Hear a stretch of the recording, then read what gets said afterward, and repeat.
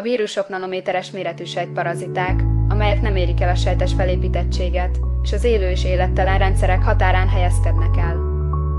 Származásuk és felépítésük változatos, de valószínűleg ősi sejtekből kiszakadt részek, amelyek élősejtek segítségével képesek önmagukat sokszorosítani. Szerkezetük igen sokféle, de minden vírusban közös elem a fehérjeburok és az örökítőanyag, amely lehet RNS vagy DNS. Felszíni fehérjék révén csak specifikus gazdasejtekhez tudnak kapcsolódni és azokat megfertőzni, ezért gazdaspecifikusak. A fertőzés során a vírus a gazdasejt felszínéhez tapad, bejuttatja örökítőanyagát a sejtbe, amely aztán fehérjéket és további örökítőanyagot állít elő. Ezek a víruskomponensek összeállva elhagyják a sejtet, ezzel károsítva azt.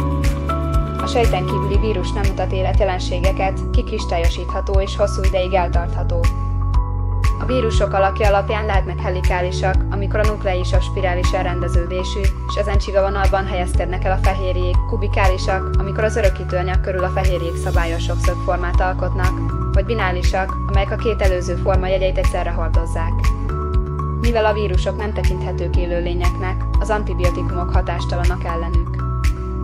A sejtek speciális vírusellenes fehérjékkel, az úgynevezett interferonokkal védekeznek a fertőzés ellen.